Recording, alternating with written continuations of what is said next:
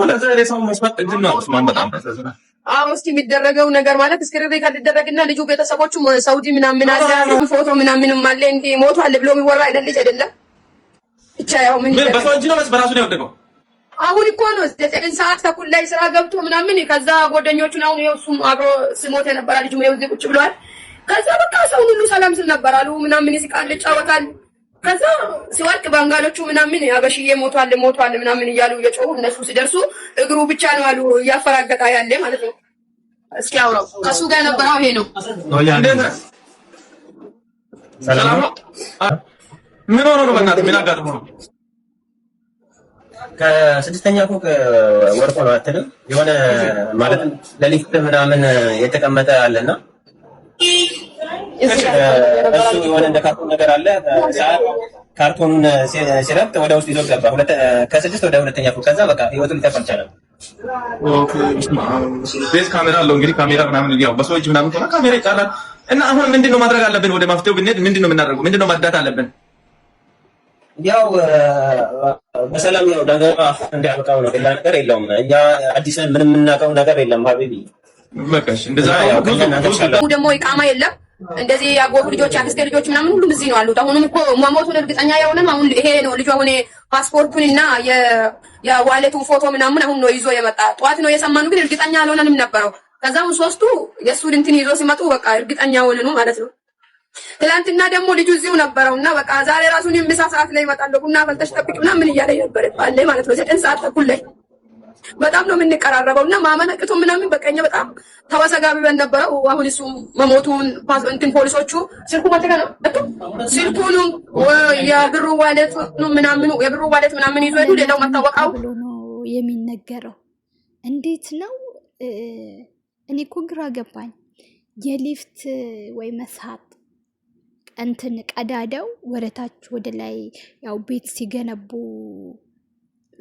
ገና አይስተካከልም ሁሉም ነገር አይደለም ክፍት ነው ገባችሁ እንዴት ነው ሰው የሊፍትን ቀዳዳ ከላይ እኮ የሊፍቱ ይሄ እንትን ወደ ላይ ወረታች ይዞ የሚወጣው ማለት ነው ማሽኑ ክፍት ነው አሁን ልክ እንትን ሊፍቱ ታች ሲወርድ እናንተ ከላይ ሆናችሁ ወረታች ስታዩት እንዴት እንደሚያስፈራው እንትኑ ቀዳዳው ማለት ነውና ልጁ እዚህ ውስጥ ገብቶ ነው ህይወቱ ያለፈው እየተባለ ነው እንዴት ነው ክፍት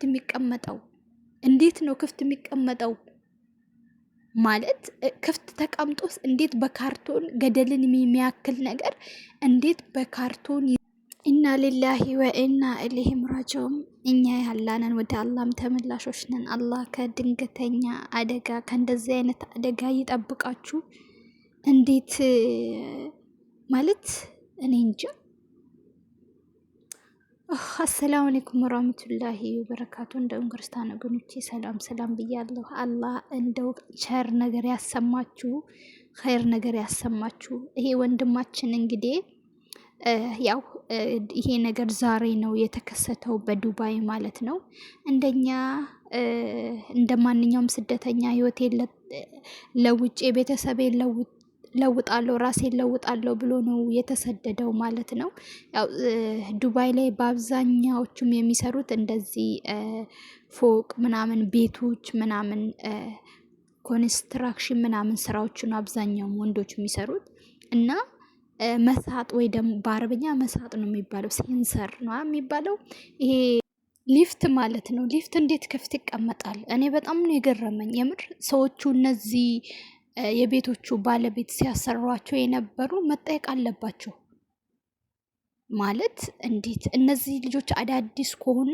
ልጆቹ አዲስ ቢሆኑ ራሱ ማስተማር ነበረባቸው እሱ ወረታች እንትን እንዴት ነው ገደል አለ ገደል ማለት ነው ከቤት አንደኛ ፎቅ ሁለተኛ ፎቅ ሶስተኛ ፎቅ ይዞ የሚሄድ የሱ የሚቀመጥበት ወደ ላይ ወረታች የሚወጣው አሁን እዛ ውስጥ ይሄ ልጅ እንትን ህይወቱ ያለፈው እንዴት ነው ሰው ቀዳዳ ከታች እስከ ማለት አስባችሁታል ቤቱ መሃል ይሄ አንድ ፎቅ ሲሰራ ቤቱ ወይ 10 ፎቅ 5 ፎቅ ከሆነ ይሄ ሙሉ እንግዲህ እንትኑ መስሐጡ ወደ ላይ ወረታች የሚሄደው የሴንሰሩ እንዳለ ክፍት ነው የምታዩት ሰው። እኔ አሁን እንደዚህ ሰጦ ላይ ምናምን ሰገነት ላይ ስወጣ አያለው እንዲህ ወርታች ስታዩ በጣም ነው የሚያስፈራ ርቀቱ ራሱ ማለት ነው። እና እንዴት ክፍት ያስቀምጡታሉ ማለት እንዴት ክዳን የለውም ቤት ውስጥ ተሰርቶ እስኪያልቅ ድረስ ካርቶን እንዴት ይቀመጣል?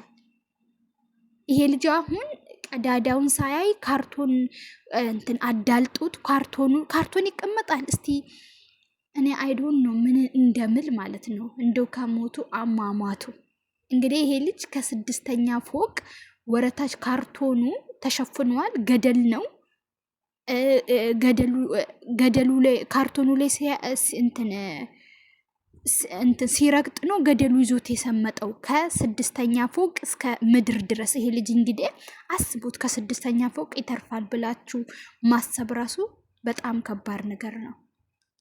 ወላሂ ላዚም ሲያስጠላ በአላ እንደው ግን እንደምንም ብሎ ከሀገር ወጥቶ እዚህ መጥቼ ህይወት ይለውጣለሁ የተሻለ ነገር አገኛለሁ ምናምን ብሎ ይሄን ነገር ደግሞ ሲከሰትበት ይሄ ነገር ደግሞ ሲፈጸም በጣም ነው የሚያሳዝነው። እኔ ሊብ ላይ ለእናት ማለት ነውና በጣም ነው ብቻ ወይኔ ያለው አንተ እንደ ወጥቶ ከመቅረት ጠብቀን። እሱስ ሄደዋል አንዴ አይመለስምና እንደው ለቤተሰቦቹ መጽናናትን ለወዳጅ ዘመዶቹ መጽናናቱን አላህ ይስጣቸው። ማለት በጣም ከባድ ነው። ጓደኞቹም ሲናገሩ እንደሰማችሁ ዛሬ በጣም እንደውም ደስተኛ ነበረ።